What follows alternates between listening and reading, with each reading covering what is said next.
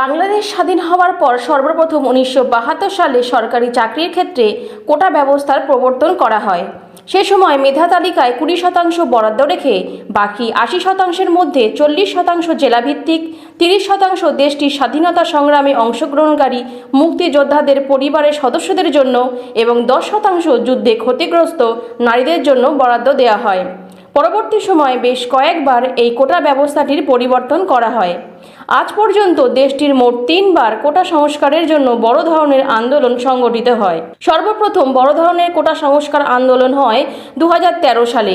এরপর 2018 সালে আন্দোলনের পর আন্দোলনকারীদের পক্ষে পরিপত্র ঘোষণা করা হয়, কিন্তু হাইকোর্ট কর্তৃক এই পরিপত্রটি অবৈধ ঘোষণা করায় 2024 সালে পুনরায় আন্দোলন শুরু হয়। শুরুতে আন্দোলন সভা সমাবেশের মধ্যে স্থির থাকলেও 14 জুলাই প্রধানমন্ত্রী শেখ হাসিনা তাঁর এক বক্তব্যে কোটা আন্দোলনকারীদের রাজাকারের নাতিপুতি হিসাবে অভিহিত করেন। প্রধানমন্ত্রীর মন্তব্যের প্রতিক্রিয়া হিসাবে আন্দোলনকারী শিক্ষার্থীরা ব্যঙ্গ করে, তুমি কে, আমি কে, রাজাকার রাজাকার, কে বলেছে স্বৈরাচার স্বৈরাচার, চাইতে গেলাম অধিকার, হয়ে গেলাম রাজাকার। এইভাবেই তারা স্লোগান দিতে থাকে। চেয়েছিলাম অধিকার, হয়ে গেছি রাজাকার। আরে রাজাকার তো আমি তোমাদের করি নাই। এর পরের দিন 15 জুলাই আওয়ামী লীগ ও সরকারের বিভিন্ন কর্মকর্তা প্রধানমন্ত্রী আন্দোলনকারী শিক্ষার্থীদের বিরুদ্ধে মুক্তিযুদ্ধের চেতনা নষ্ট করার অভিযোগ আনেন। একই দিন দেশের বিভিন্ন স্থানে ক্ষমতাসীন দল আওয়ামী লীগের ছাত্র সংগঠন ছাত্রলীগের নেতৃত্বে শিক্ষার্থী ও আন্দোলনকারীদের উপর রড, লাঠি, হকি স্টিক, রামদা, আগ্নেয়াস্ত্র নিয়ে হামলা করা হয়। একই সাথে পুলিশও লাঠি, রাবার বুলেট দিয়ে হামলা করে।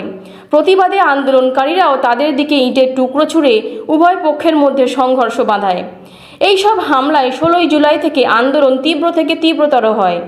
16 জুলাই বেগম রোকেয়া বিশ্ববিদ্যালয়ে আবু সাইদ পুলিশের গুলিতে নিহত হলে আন্দোলন স্ফুলিঙ্গের মতো পুরো দেশে আনাচে কানাচে ছড়িয়ে পড়ে।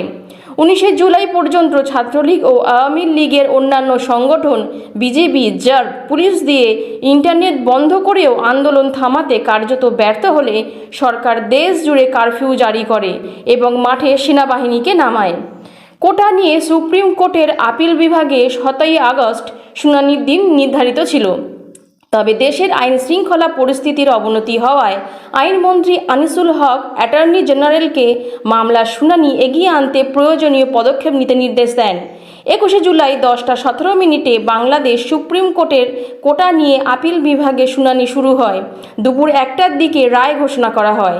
রায়ে হাইকোর্টের দেওয়া রায়কে বাতিল করা হয় ও সরকারি চাকরিতে মেধার ভিত্তিতে 93% নিয়োগ দেওয়ার নির্দেশ প্রদান করা হয়। আপিল বিভাগের দেওয়া রায়ে বলা হয়, মেধাভিত্তিক পাবে 93%, মুক্তিযোদ্ধা ও শহীদ মুক্তিযোদ্ধা ও বীরাঙ্গনাদের জন্য 5%, ক্ষুদ্র নৃগোষ্ঠীদের জন্য 1% এবং শারীরিক প্রতিবন্ধী ও তৃতীয় লিঙ্গের জন্য 1%। যারা এখনো পর্যন্ত আমাদের চ্যানেলটি সাবস্ক্রাইব করেননি অবশ্যই করে নিন। ফেসবুক থেকে যারা অবশ্যই দেখছেন ফলো করুন। দয়া করে লাইক, কমেন্ট এবং শেয়ার করবেন।